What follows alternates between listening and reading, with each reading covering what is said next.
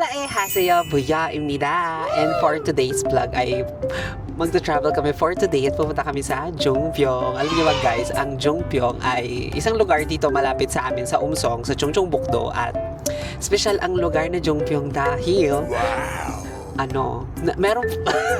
merong photoshoot ang Ahof doon na meron silang shooting location ng isang kanilang album na The Passage sa may, ang pangalan nun te? Black Forest Resort. Forest.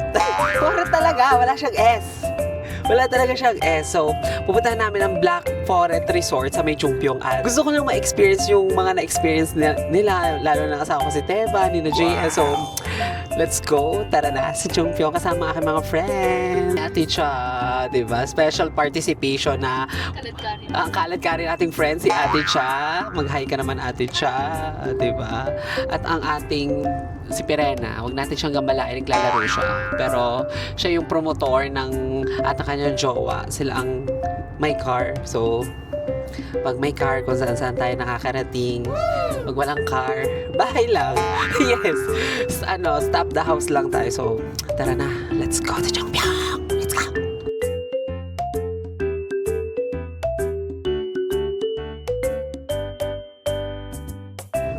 Jungpyeong. So sabi ng aming driver is ang layo daw ng Jungpyeong to Umsong, which is ang Umsong nga is ang lugar namin, 19 kilometers. 19 kilometers ang layo ng Jungpyeong to Umsong at 20 to 25 minutes ang driving lesson. Chares, ang driving ayun. So, oras ngayon? It's 2:40 p.m. here in South Korea. So, maaaring dumating kami ng mga 3 or mga 3:10, mga gano'n. So, dun nga sa resort na yan, sa Black Forest Resort, i-recreate namin yung naging photoshoot ng Ahof The Passage album. So, I'm so excited. Excited ako sobra. Kasi syempre, parang nilanghap ko rin yung nilanghap nilang hangin, naapakan ko, di ba? Ito lang yung gusto kong apakan. Yes! Nakakainis! Steven, antayin mo ako. So yan yung mga plano namin ni na Ate Cha na i-recreate na photos ng Ahof. So, Ate Cha. Yes, may picture reference. Actually, itong ideyang ito ay nakita ko lamang sa friend ko, si Kuya Aljon Suarez. Hi, Kuya Aljon Suarez. Shout out. Shout out sa'yo. Kasi nakita ko sa post niya. Sabi ko, Kuya, galing ka sa saan yan? Saang lugar yan? As in, galing siya sa lugar na yan. Tapos, syempre, fan din siya ng Ahof. So, sabi ko, saan yan? Palito niya saan yan? Tinanong ko. So, ngayon, nagustuhan ko pumunta. Actually, dapat, solo lang din akong pupunta. But anyway, nakita ko ngayon sa post si Kuya Aljo. Tapos sabi ko, Kuya, saan yan? Parang gusto ko rin pumunta. So, ayan. At dapat, ako lang akala ko cafe lang siya. Kasi parang yun din sabi ng Kuya eh. Baka nagkape sila doon, no? Oo, baka may cafe. So, sabi ko, ako lang dapat sana ang pupunta kasi syempre ayoko rin naman umabala, pero niyayaya ko mga friends ko until ito na nga may time sila with me. So, I'm really excited to go there. Alam ko pati mga kofuha ko, feeling ko nadala ko kayo dito, di ba? Ang saya-sayo. Nakakainin. And itong lugar nito, bago ka makapunta dito sa sa Jungpyeong, sa Black Forest Resort, puro siya bundok. Alam niyo yun? Puro zigzag. Para kang nagbibitukang manok sa Quezon. Para ka rin nagpapuntang Baguio. Ganun ang feeling. Diba? You will feel the moment. You will feel the nature, the environment. At yung Black Forest Resort na yun ay punong-puno ng puno. Ayan, may tunnel. O diba? May tunnel. Meron kayo niyan. Wala. Ang ganda. Ang ganda ng tunnel dito, be. Diba? Malapit na. Golf. Uy. Parang walang golf sa atin. Oh, so makikita nyo dyan sa map, mga kababayan. At ito na tayo, ang Belforest. Ay! OA. So, yan ang pangalan ng... Oh my God! Merong ito na ang Belforet. Papasok na tayo dito. Alam nyo, nakakatuwa dito sa Korea. Kahit ano siya, kahit mga bukid na, alam nyo, kahit bundok, sobrang nade-develop siya. Wow, ang ganda. Para kang nasa Baguio, ano? May mga Oo, ang lambot. Ang lambot nun. Hindi ko ma-imagine na nag-photoshoot. Ang lapit natin sa Ahof, no? Ay! Ito na siya. Siguro clubhouse. Ito clubhouse. Golf clubhouse. So, ito yung ilang part na dadaanan natin papunta sa lugar kung saan ang Belforet. Diba? Nakakaloka yung pangalan. Ay, parang ito nga yung pinag-ano ni Steven, be. Hala, ito na, be. Hala! Ito na siya. Oh my God! Oh my God, ito ang ticketing office ng So, aakyat tayo dyan, mami, sa Belforet Farm. At syempre, hindi lang naman, ang laman niya is farm. May mga tupa, may mga anak ng tupa dito. Kami ang mga tupang baliktad. Uy! Narinig siya. Diba? Ang ganda. I can't imagine na nagpunta dito si Steven, my love. Diyos ko, day. So now ngayon, papunta. Ngayon pa. Di ba, napaka-redundant. Papunta na tayo sa mismong Belforet Resort. So, galing tayo sa parking and aakit na tayo doon with my friends again, Ate Cha and lovely birds. Ang dalawang Maya. Ang Maya. Tula ko na lang kaya dalawang to sa bangin. Sana all sweet. Ang ganda! Look, alam nyo, dito sa Korea kasi, di ka sabi, ang Korea is 70% bulubundukin. So, majority talaga ng makikita mo ditong land area ng Korea is more on bundok. Pero alang kagandahan dito sa Korea kasi kahit na bundok siya, nade-develop siya, 'di ba? Nagagawan siya ng ng kanilang government or even ng mga private na may-ari, 'di ba? Sabi nila usan obsoyo. Sabi ko naman genchana yo. Tylenol isoyo. May gamot naman kung may lagnatin tayo. Tsaka holiday naman ang Lunes, 3 araw tayo walang pasok. Tara! Wow. ang baduy pala sa akin ng gayon. Hindi pala bagay sa akin ng tara. Oo. I will take a picture. Wow! Ako daw isang paparazzi. I-reveal ko kayo sa in the media. I will showcase you on the national TV. So, nagpa-picture kami sa jowa ni ate. At kami daw ang mga titang ina. Tita ka naman, di ba? Ikaw, tita ka na ba? Ay, silong naman tayo. Baka magkasakit tayo. baka hindi... Oo, baka hindi natin abutin ang Hindi natin abutin ang baka bigla tayong lumandusay. Oo. So, guys, nakikita nyo na ba? Isa yan sa mga part ng papunta sa Belforet. Kung kailan may payong na kayo, saka tumigil yung ambon. Baka bastos, ganyan yung mga ulan na yan, yung mga ambon. Kung kailan may payong ka na, saka walang ulan. So sa mga hindi nakakakilala or sa mga first time makakarinig sa Ahof, ang Ahof is a K-pop group here in Korea na merong mga international members. Meron silang Japanese, meron silang Filipino, meron din silang Taiwanese. So, yung isa sa album nila na The Passage, dito sila nag-shoot or nag-photoshoot sa Belforet. Kaya nga pupuntahan natin siya, kasi fan ako ng Ahof. So, bago ka makapasok dito sa Belforet Farm, kailangan mong bumili ng ticket dito sa ticketing office. 8,000 daw ang isang entry. So, kailangan natin bumili. Wait lang. Hindi natin nalimutan ang mga photo card, ang postcard, but the credit card, we forgot the card na pambayad natin sa ticket. So, nanghiram tayo ng card kay ate. So, bibili lang tayo ng ticket. 네. 콘도 이용하셨을까요? Ano ba? 뭐라고요? 콘도 이용하셨나요? 네. ate, ano daw nasabi? 도와주세요. 사업 두 명이요. 아까 저희 두 명 샀고요. 네, 두 명만 따서 결제해 주세요. 아니, 없어요. Diyos ko, buti na lang meron tayong kasamang Koreano. Kung hindi, baka umuwi tayo dito. 8,000 won. 8,000 won ang halaga ng isang ticket. So, tara na.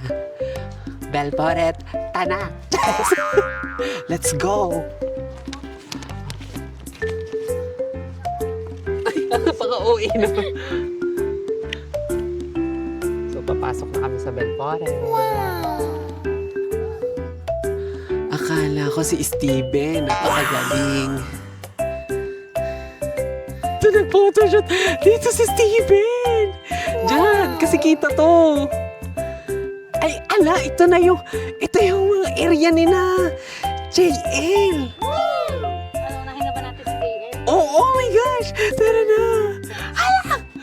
Hala, ito yung mga LSA. Totoo. Si Parkoy Parkan.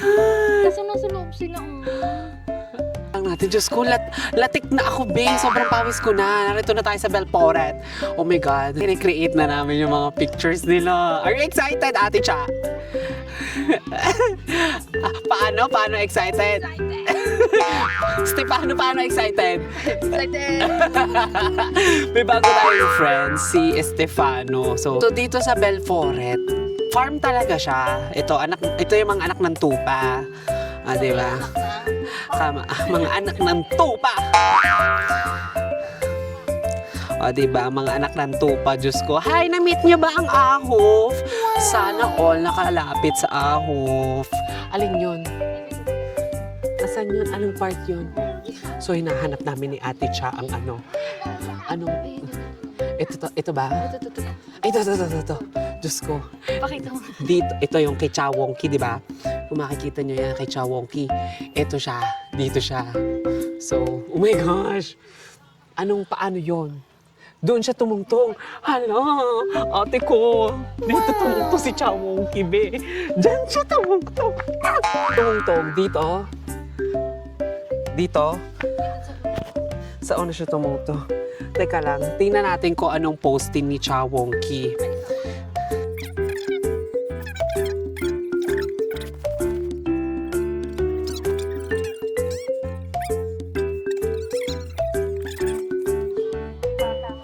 Diyos ko, nangalay ako. Hindi ba nangalay si Cha Wonki niyan? Ay, naku, alsin yung bata. May kasamang bata. Oo nga. Kasi Tears of Joy. Umaambon kasi Tears of Joy. Ako naman si Tears of Cruz. Natatanggal yung bata. Natatanggal yung bata. Siguro ganyang app yung Taray! Diba? Lakas na naka-iPhone 17, hindi mo na kailangang palayasin yung bata. Mismong app na yung nagtanggal. Thank you so much, Ate Cha. So, saan tayo next? Tapong ko tong kamerang to eh. Tara na nga. Tara na, nabo-based ako sa mga taong to. Naghan. Sa tropa nga namin, ako na lang walang jowa, pati pa naman dila. Oo, yung kay JL naman. Ito nga pala yung reference na kay JL. So, let's recreate JL's photo shoot. Ano yung tsura niya? Okay, let's do the photo shoot. JL, here I am. Wow! Ganyan.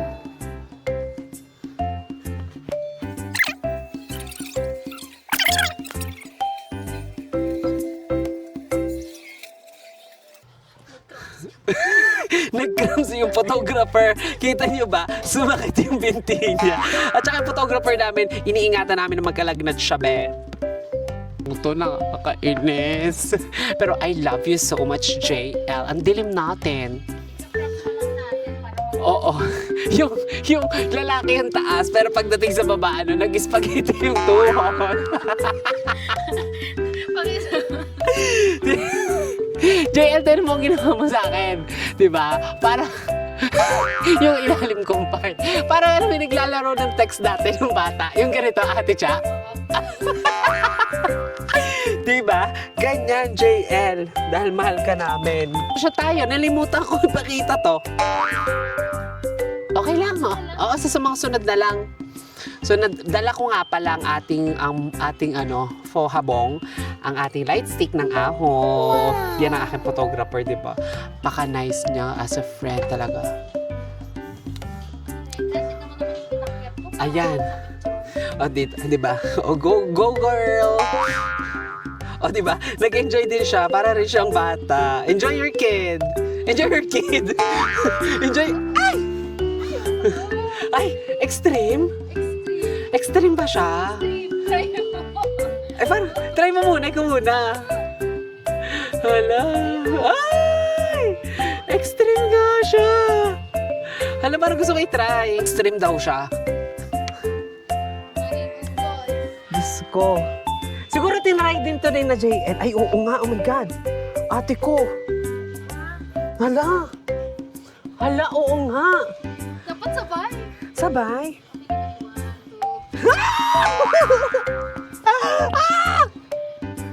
Diyos ko, Day! Bakit ganito? Okay. Diyos ko, hindi siya kayang isang paa lang. So, kailangan dalawang paa. Pinapanood ako ng bata. Siguro sabi ng bata, tingnan natin kung kaya niya yan. 1, 2. Kanina na-try ko, hindi ko kaya.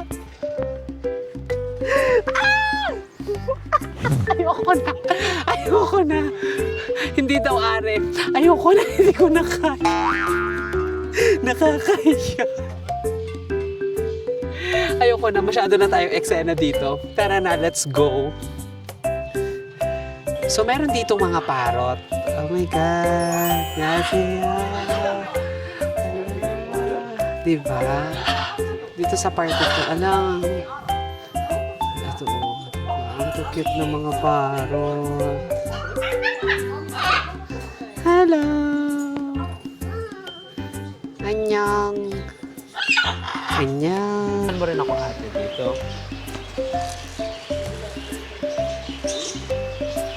So, magpapakain tayo ngayon ng bird. Papakain tayo ng bird. Oh my God! Ah! Yung payang! Ang payang! Oh my God! Ay, ang bilis naman. Ano yung after nyo kainin? Aalis agad kayo? Anong cute niya? Hi! Isa lang yung nagstay sa akin. Hi! Irumi boyayo? Irumi boyayo? Bluey yoyo? Hi! Cute! Ako nga pala si Snow White. Brown nga lang ako.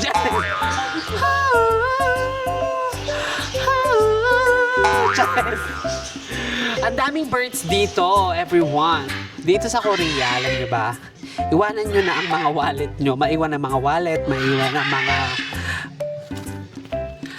ang mga cellphone.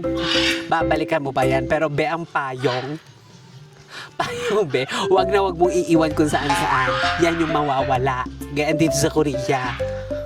So ngayon naman, ang next naman naming i-recreate na picture ay yung kay Park Han. Patingin nga ng kay Park Han. Tada! Yeah, kay Park Han. Ang kaso lang, si Park Han ay nasa loob ng farm. Tapos, hindi kami makakapasok. Ate Chong, mababasa ako. Hindi ko mababasa. So, gilid-gilid lang tayo, Hindi tayo makakapasok dun sa mismong sa loob ng bakod. Para may picture din dito si Daisuke. Sa mga tupa. May mga poging lalaki sa namin. Ito na yung area ni na Park Han. Ito ang kay Daisuke dito. Ito. Wow. Alam na alam ni Ate Cha yung style ko. Bidyohan mo nga ako.